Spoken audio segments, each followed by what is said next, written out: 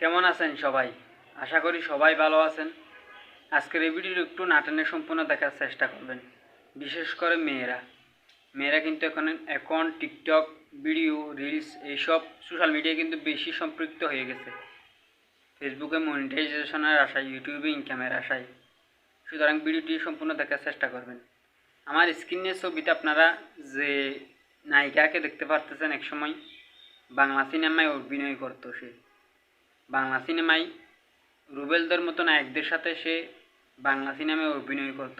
নায়িকা বনশ্রী, বড় পর্দায় অভিনয় করা এই নায়িকা, বাংলা সিনেমায় অভিনয় করা এই নায়িকা মৃত্যুর আগে ভিক্ষাবৃত্তি করে জীবন পরিচালনা করত।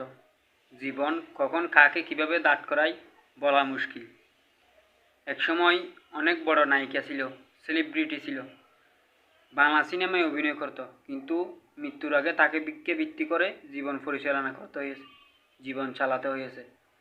একসময় টাকা পয়সার কোনো কমতি ছিল না, অনেক বড় নায়িকা, ফ্যান ফলোয়ারদের কমতি ছিল না, যশ খ্যাতি সব কিছুই ছিল, কিন্তু শেষ বয়সে এসে তাকে ভিক্ষাবৃত্তি করে জীবন পরিচালনা করতে হয়েছে, জীবন চালাতে হয়েছে। তার এই জীবন আজকের এই জেনারেশনের মেয়েদের জন্য একটা বড় শিক্ষা হয়ে রইল। ভিডিওটা একটু সম্পূর্ণ দেখার চেষ্টা করবেন না টেনে, বিশেষ করে মেয়েরা। এখন কিন্তু এই জেনারেশনে সব মেয়েরা চাই একটু সেলিব্রিটি হতে, একটু সোশ্যাল মিডিয়ায় অ্যাক্টিভ থাকতে, ফেসবুকে মনিটাইজেশন নিতে, ইউটিউবে ইনকাম করতে। সেই আশায় অনেক মেয়েরা কিন্তু সোশ্যাল মিডিয়ায় কাজ করে, টিকটকে কাজ করে, ইউটিউবে কাজ করে, সেলিব্রিটি হতে চায়। অনেক বিবাহিত মেয়ে নিজের স্বামীকে ডিভোর্স দিয়ে দিছে শুধুমাত্র সেলিব্রিটি হওয়ার নেশায়।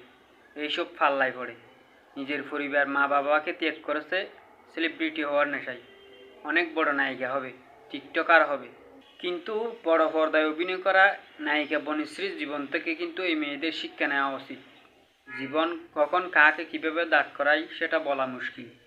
এইসব সেলিব্রিটি কিন্তু একসময় গিয়ে কোনো কাজেই আসবে না, এসব যশ খ্যাতি ফ্যান ফলোয়ার কোনো কাজেই আসবে না।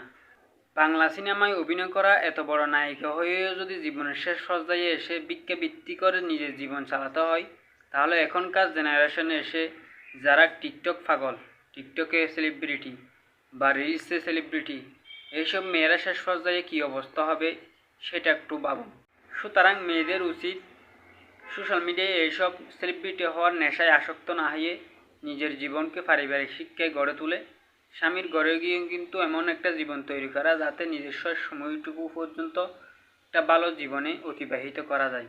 নায়িকা বনশ্রী সম্পর্কে এই ভিডিওটি দেখার পর আপনাদের মতামতটা কি সবাই একটু কমেন্টে জানাবেন। আজকের এই ভিডিও এই পর্যন্ত, দেখা হবে পরবর্তী কোনো ভিডিওতে। ততক্ষণ সবাই ভালো থাকবেন, সুস্থ থাকবেন। আল্লাহ হাফেজ।